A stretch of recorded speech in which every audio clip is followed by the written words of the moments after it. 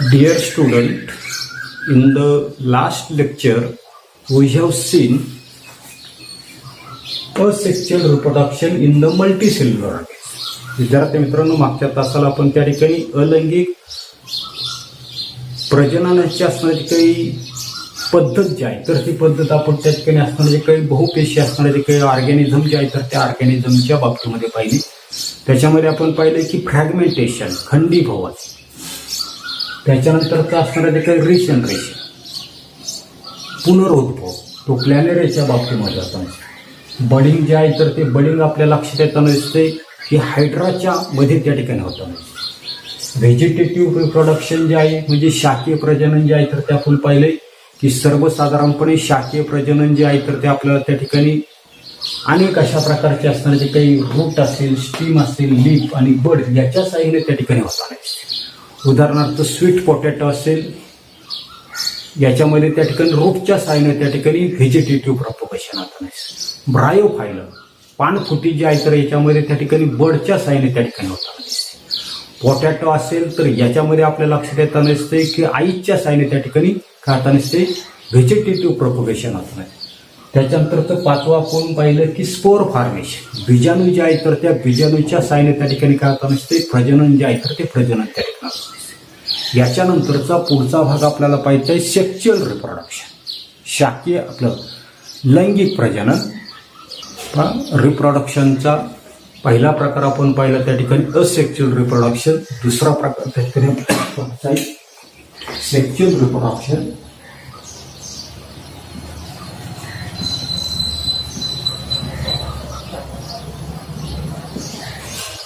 लैंगिक प्रजनन.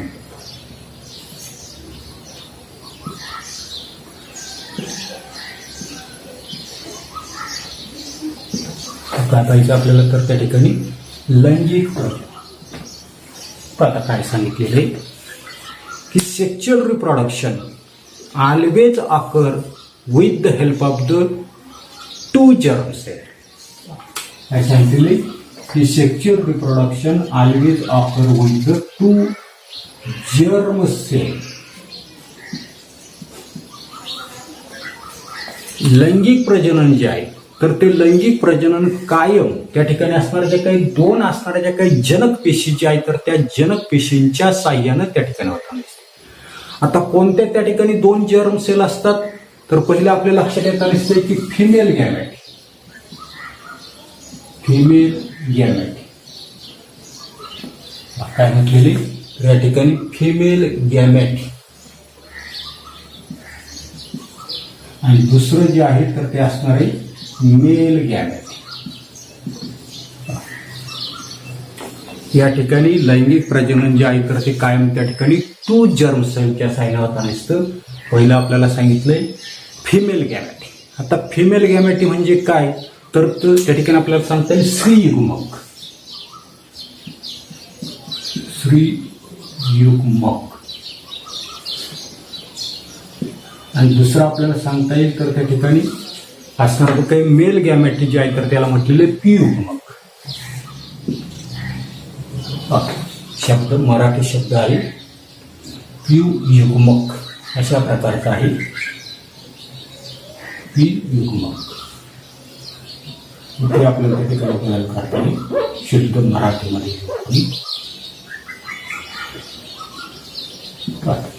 की फिमेल गॅमॅटी स्त्रीयुग्मक आणि मेल गॅमॅटी पियुग्मक. म्हणजे आपल्या लक्षात येताना दिसते की लैंगिक प्रजनन नेहमी त्या ठिकाणी दोन जनक पेशीच्या साह्याने होताना दिसते. पहिलं असणारे स्त्रीयुग्मक, दुसरा असणारे पियुग्मक. Two main processes occur in the sexual reproduction. लैंगिक प्रजनन जे आहे तर त्या लैंगिक प्रजनाची दोन प्रमुख असणाऱ्या ज्या काही प्रक्रिया ज्या आहेत तर त्या प्रक्रिया त्या ठिकाणी आपल्याला दिसून येत असतात. आता पहिली असणाऱ्या ज्या काही प्रक्रिया ज्या आहेत तर त्या पहिल्या प्रक्रियेमध्ये गॅमेटी फॉर्मेशन. पहिली प्रक्रिया आपल्याला काय सांगितली तर त्या ठिकाणी गॅमेटी फॉर्मेशन.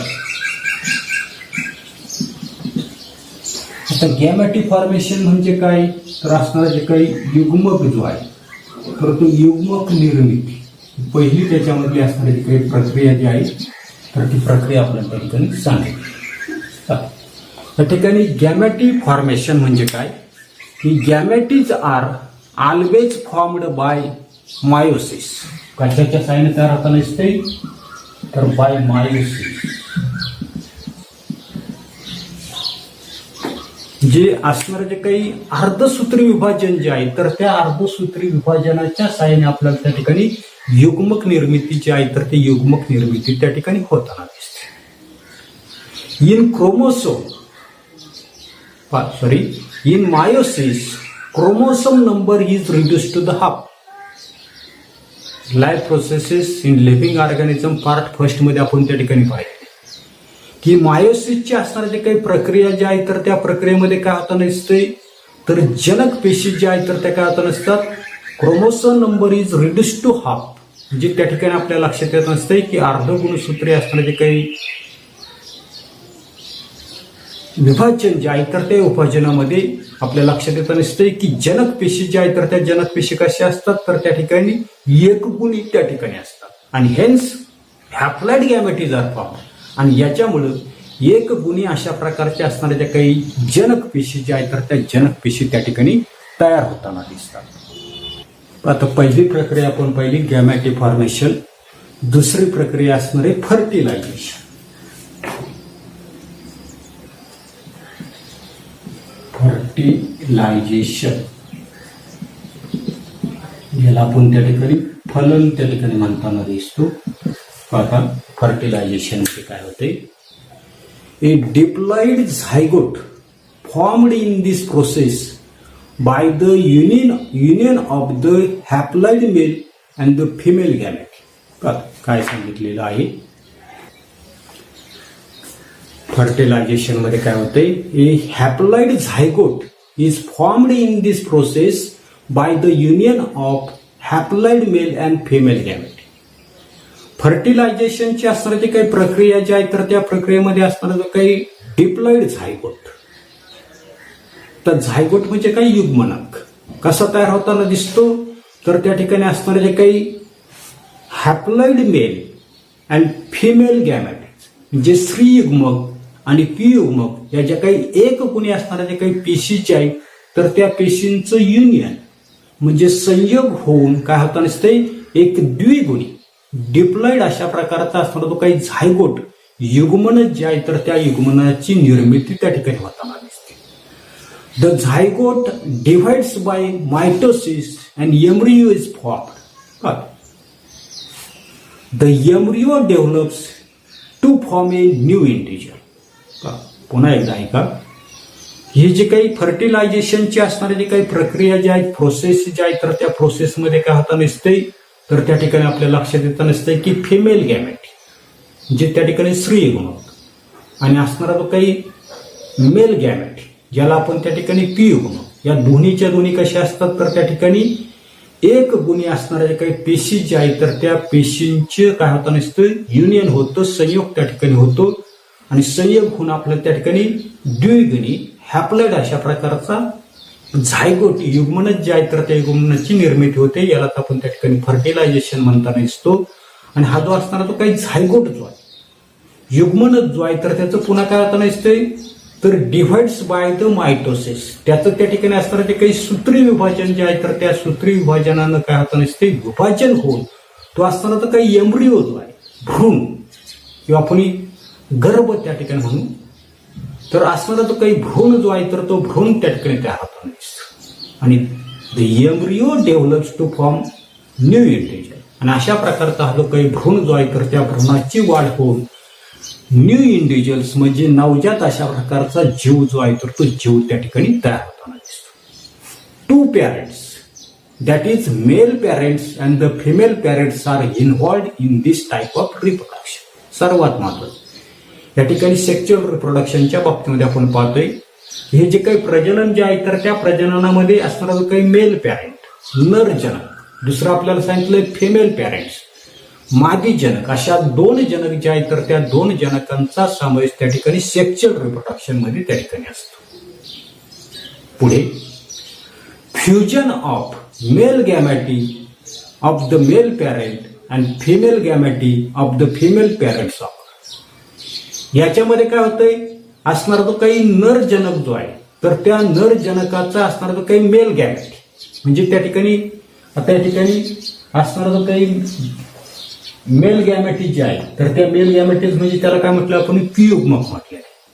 त्याच्यानंतर असणारा जो काही फिमेल गॅमेटीज जे आहे, तर त्याला काय म्हटलं आपण, स्त्रीयुग्मक. म्हणजे त्या ठिकाणी आपल्या लक्षात येतं नसते नरजनक जो आहे, तर त्या नरजनकाचा असणारा जो काही क्युयुग्मक, आणि मादी जनक जे आहे, तर त्या मादी जनकाचा असणारा जो काही स्त्रीयुग्मक, अशा दोघांचा त्या ठिकाणी संयोग जो आहे, युनियन जो आहे, तर ते युनियन त्या ठिकाणी होताना दिसतं. आणि due to this new individual always has recombined genes of both the parents.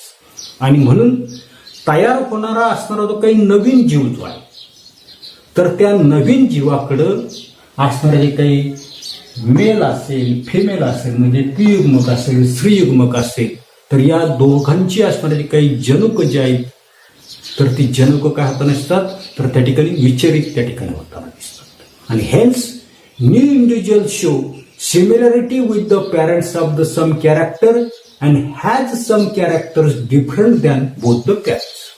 आणि म्हणून आपल्याला त्या ठिकाणी तयार होणारा तो काही नवीन अशा प्रकारचा जीव जो आहे, तर तो जीव काही गुणधर्माच्या बाबतीमध्ये त्याचे असणारे जे काही फादर असेल, मदर असेल, त्याला आपण त्या ठिकाणी क्युयुग्मक, स्त्रीयुग्मक याच्याशी काही काय असतो, साम्य त्या ठिकाणी तसा दिसायला तसाच दिसतो, एक तर फादर सारखा दिसतो किंवा मदर सारखा दिसतो. तर काही गुणधर्म मात्र काय होता नसतात, जनकापेक्षा त्या ठिकाणी वेगळे त्या ठिकाणी असतात. पुढे पाहता की diversity in living organisms occurs due to genetic variation. मग अशा प्रकारचं असताना ते काही जेनेटिक व्हेरिएशन जे आहे, जनक परिवर्तन जे आहे, तर त्याच्यामुळे सजीवांमध्ये आपल्याला त्या ठिकाणी डायव्हर्सिटी, विविधता जी आहे, तर ती विविधता त्या ठिकाणी आढळून येताना दिसते. Genetic variation helps the organism to adjust with the changing environment and thereby to maintain their existence. ही जे काय असणार ते काही जेनेटिक अशा प्रकारचं असणार ते काही व्हेरिएशन जे आहे, तर त्या व्हेरिएशनमुळं म्हणजे ही जी काही विविधता जी आहे, तर त्या विविधतेमुळे काय होतं नसतं, सजीव जो आहे, तर तो सजीव काय होता नसते, तर त्या ठिकाणी चेंजिंग एन्व्हायरमेंट, बदलता असणार ते काही वातावरण जे आहे, तर त्या वातावरणाशी काय करता नसतं, तर त्या ठिकाणी तो तर त्या ठिकाणी ऍडजस्ट करताना दिसतो, म्हणजे जुळवून घेण्यासाठी. आणि त्याचं असताना ते काही एक्झिस्टन्स, अस्तित्व जे आहे, तर ते अस्तित्व टिकवण्यासाठी त्याला त्या ठिकाणी ते मदत करताना दिसतं. Due to this plants and animals can save themselves from due to this plants and animals can save themselves from being extinct. आणि याच्यामुळं वनस्पती असतील, प्राणी असतील, हे त्या ठिकाणी काय सांगितलं आपल्याला, एक्सटिंक्ट शब्द काय आहे, एक्सटिंक्ट, नामशेष होण, काय शब्द आहे, तर त्या ठिकाणी नामशेष होण. एक्सटिंक्ट म्हणजे काय, तर नामशेष. आणि म्हणून या ठिकाणी वनस्पती असेल, प्राणी असेल, तर ते नामशेष होण्यापासून स्वतःला त्या ठिकाणी वाचू शकतात. याच्यानंतर पुढे प्रश्न आहे पान नंबर 26 वर. लेट अस थिंक, विचार करायला सांगितलंय की what would have happen if the male and female gametes had been diploid. की असणारं जे काही फिमेल गॅमेट आणि मेल गॅमेट कशा सांगितल्या आपल्याला, जर त्या ठिकाणी हॅप्लॉइड जर असत्या, द्विगुणी असत्या, 2n जर असत्या, तर काय झालं असतं. आता काय सांगताय की डिप्लॉइड म्हणजे 2n आणि हॅप्लॉइड म्हणजे फक्त n. की diploid gametes if united they will form 4n. की सर्वसाधारणपणे हे ज्या काही डिप्लॉइड गॅमेटीज जे आहेत, तर त्यांचा जर त्या ठिकाणी संयोग जर झाला, तर त्याच्यापासून आपल्याला 4n त्या ठिकाणी मिळते. आता 4n मिळतील म्हणजे काय, टेट्रापोलाइड व्हॅरायटी मिळतात, म्हणजे 4n त्या ठिकाणी नंबर जे आहेत, तर ते नंबर त्या ठिकाणी आपल्याला मिळतील. आणि सच झायगोट शो सिव्हिअर अबनॉर्मॅलिटी. आणि अशा प्रकारचा तयार होणारा जो काही नवीन अशा प्रकारचा असणारे जे काही जीव जे आहेत, तर त्या जीवामध्ये अनेक अशा प्रकारचे अपसामान्यता म्हणजे व्यंग जे आहेत, तर ते व्यंग त्या ठिकाणी निर्माण होते. The chromosome number will not be maintain. कारण या ठिकाणी आपल्या लक्षात येताना दिसतंय की स्त्री युग्मक आणि पी युग्मक जर त्या ठिकाणी डिप्लॉइड जर असतील तर त्याच्यामधले असणारे जे काही गुणसूत्र जे आहे तर त्या गुणसूत्रांची संख्या त्या ठिकाणी सारखी राहत नाही आणि म्हणून तयार होणारा जो काही झायगोट जो आहे तर त्या झायगोटमध्ये अबनॉर्मॅलिटी त्या ठिकाणी तयार होते. दुसरा प्रश्न आहे पहा की what would have happen if any of the cell in the nature had not been divide by meiosis. निसर्गामध्ये अर्धगुणसूत्री विभाजनानं पेशी जर त्या ठिकाणी विभाजित जर झाल्या नसत्या तर काय झालं असतं. हे सांगितलंय की निसर्गामध्ये अर्धगुणसूत्री विभाजन म्हणजे मायोसिस च्या साह्यानं जर पेशी ज्या आहेत तर त्या पेशी जर विभाजित झाल्या नसत्या तर काय झालं असतं. आता काय सांगितलंय की if meiosis does not happen the gamete produce will be diploid.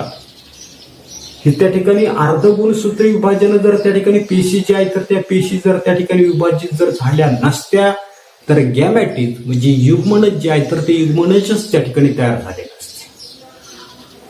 आणि पुढे आपल्याला सांगता येईल की धिस विल क्रिएट ॲबनॉर्मॅलिटी. आणि पुन्हा आपल्या त्या ठिकाणी लक्षात येतं नसते की याही बाबतीमध्ये आपल्याला पुन्हा काय होतं नसते ॲबनॉर्मॅलिटी जे आहे तर त्या ॲबनॉर्मॅलिटीज त्या ठिकाणी तयार होते. त्याच्यानंतरचा पुढचा असणारा जो काही सेक्शुअल रिप्रोडक्शन इन प्लांट्स हा भाग आपण त्या ठिकाणी पुढील तासाला त्या ठिकाणी पाहू. धन्यवाद.